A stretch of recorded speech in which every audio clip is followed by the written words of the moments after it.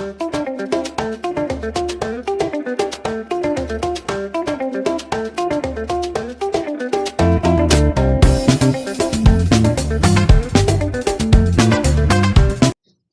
குழந்தைகளே. இன்னைக்கு நம்ம மெட்டபாலிசம் பத்தி படிக்க போறோம். All living organism are made up of chemicals அப்படின்னா என்ன அர்த்தம்? எல்லா உயிரினங்கள்லயும் வேதிப்பொருள்கள் இருக்கின்றன. இந்த chemical small and big belong to various classes, size, function etcetera. இந்த வேதிப்பொருட்கள் சின்னதா இருக்கலாம், பெருசா இருக்கலாம். வேரியஸ் கிளாஸஸ்னா வகைப்படுத்தப்பட்டிருக்கலாம். அது வேற வேற ஃபங்க்ஷன் செய்யலாம்.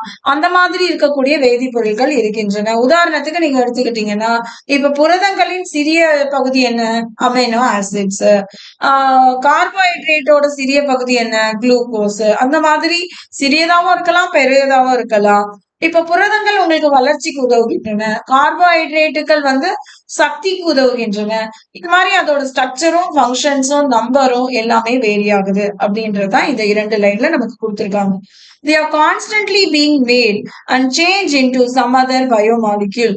இவங்க உருவாகி என்னவா மாறுறாங்க? வேற ஒரு பயோமாலிக்யூல்ஸா மாறுறாங்க. இப்ப உதாரணத்துக்கு நம்ம குளுக்கோஸா ஃபார்ம் பண்றோம்னு நினைச்சுக்கோங்களேன். நீங்க இந்த சின்ன கிளாஸ்ல கிளைகோலைசிஸ் படிச்சிருப்பீங்க 10th. கிளைகோலைசிஸ் எங்க நடக்கிறது? எல்லா செல்லிலையும் நடக்குது. இப்போ இதுல குளுக்கோஸ் என்னவா மாறும்? குளுக்கோஸ் 6-பாஸ்பேட்டா மாறும். ஃப்ரக்டோஸ் 6-பாஸ்பேட்டா மாறும். ஃப்ரக்டோஸ் 1,6-பிஸ்பாஸ்பேட்டா மாறும். அந்த மாதிரி நம்பர் ஆஃப் ரியாக்ஷன்ஸ் இதுல நடக்கிறது. இது நீங்க 10th படிக்கலனாலும் குழந்தைகளை 11th நமக்கு திரும்பி இந்த சாப்டர்ல டீடைலா வரும். ரெஸ்பிரேஷன் இன் பிளான்ட்ஸ்ல. சரியா? சம் அதர் பயோமாலிகுலா கண்டினியூஸா மாறிண்டே இருக்கு அப்படின்றது இந்த line. These conversions or chemical reactions or metabolic reaction. இதுதான் நம்ம என்ன சொல்றோம்? Metabolic reactions அப்படின்னு சொல்றோம்.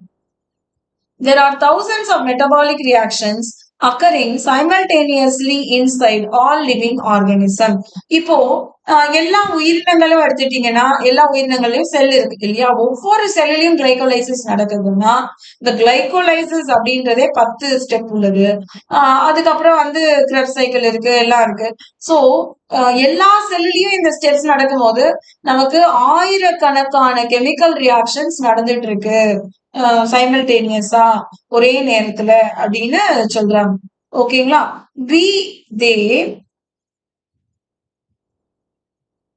Unicellular R multicellular. அது ஒரு செல் உயிரினமா இருக்கலாம், இல்ல பல செல் உயிரினமா கூட இருக்கலாம். All plants, animals, fungi, microbe exhibit metabolism.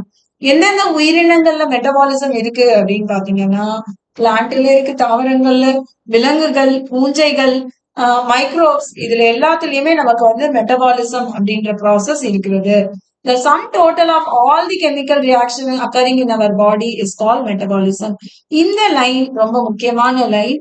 ஏன்னா பாத்தீங்கன்னா இன்டரெக்ட் ஸ்டேட்மெண்ட்ல கொடுப்பாங்க. இந்த லைன் அப்படியே போட்டு இந்த கெமிக்கலுக்கு பதிலா பிசிக்கல் ரியாக்ஷன்ஸ் போட்டாங்கன்னா அது தவறான ஸ்டேட்மெண்டா ஆயிடுது இல்லையா குழந்தைகளே?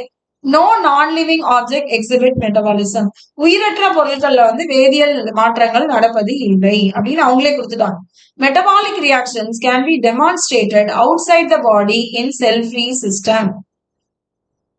இப்போ இந்த மெட்டபாலிசம், இந்த கெமிக்கல் வேதியியல் மாற்றங்களை நம்ம வெளி பக்கத்துல டெஸ்ட் டியூப்லயும் வச்சு நம்மளால எக்ஸ்பிளைன் பண்ண முடியும் அப்படின்னு சொல்றாங்க.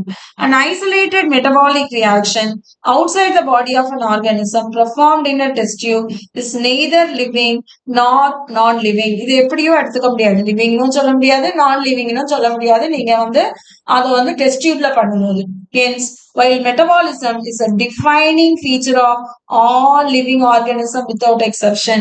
So metabolism என்றது ஒரு மிக முக்கியமான காரணி உயிருள்ள பொருள்களுக்கு, உயிருள்ள ஆர்கானிசம்க்கு அப்படின்னு சொல்றாங்க. இதுக்கு முன்னாடி நம்ம வளர்ச்சியும் இனப்பெருக்கத்தையும் காரணியா எடுத்துக்கல. ஆனா metabolism is a important criteria for considering living organism. முக்கியமான ஒரு காரணியா நம்ம எடுத்துக்கொள்கிறோம். சரியா? Isolated metabolic reaction in which are not living thing but surely a living reaction. So இத நம்ம லிவிங் திங் அப்படின்னு எடுத்துக்க முடியாது. ஆனா லிவிங் ரியாக்ஷனா எடுத்துக்கிறோம். இது எப்படி மேடம் அப்படின்னு கேட்டீங்கன்னா, நீங்க 2 டெஸ்ட் டியூப் எடுத்துக்கோங்களேன். ஒரு டெஸ்ட் டியூப்ல நம்ம என்ன பண்றோம்? சலைவாவ ஸ்பிட் பண்ணிக்கிறோம். எச்சிய துப்பிக்கிறோம். அப்படிலாம் பண்ணக்கூடாது. அ இது ரியாக்ஷன். நம்ம எக்ஸ்பெரிமென்ட் பண்றோம் இல்லீங்களா? சோ ஒரு டெஸ்ட் டியூப்ல நீங்க எட்ஜ ஸ்பிட் பண்ணிட்டீங்க. இன்னொன்னுல நம்ம எதுவும் செய்யல. இப்ப 2 டெஸ்ட் டியூப்லயும் நம்ம என்ன பண்ண போறோம்? கொஞ்சமா ஸ்டார்ச் சொல்யூஷன் ஆட் பண்ணிக்கணும். ஸ்டார்ச்னா என்ன? கஞ்சி. இந்த சாதம் வடிச்சு கஞ்சி இருக்கும் இல்லையா? அது கொஞ்சம் கொஞ்சம் ஆட் பண்ணிக்கிறோம் நம்ம. 2 டெஸ்ட் டியூப்லயும். கொஞ்ச நேரம் வச்சுருங்களேன். ஒரு 1/2 மணி நேரமோ, 1 மணி நேரமோ வச்சுருங்க. ஒரு டெஸ்ட் டியூப்ல நம்ம சலைவா எச்சை ஆட் பண்ணியிருக்கோம். அதுக்கப்புறம் ஸ்டார்ச் ஆட் பண்ணியிருக்கோம். இன்னொன்னுல நம்ம வந்து சலைவா ஆட் பண்ணல. வெறும் ஸ்டார்ச் மட்டும், கஞ்சி தண்ணி மட்டும் ஊத்தி வச்சிருக்கோம். இல்லீங்களா? அப்போ கொஞ்ச நேரம் கழிச்சு நான் என்ன பண்றேன்? 2 டெஸ்ட் டியூப்லயும் அயோடின் ஆட் பண்றேன். எந்த டெஸ்ட் டியூப்ல நம்ம சலைவா இருந்ததோ, அங்க நமக்கு ப்ளூ பிளாக் வராது.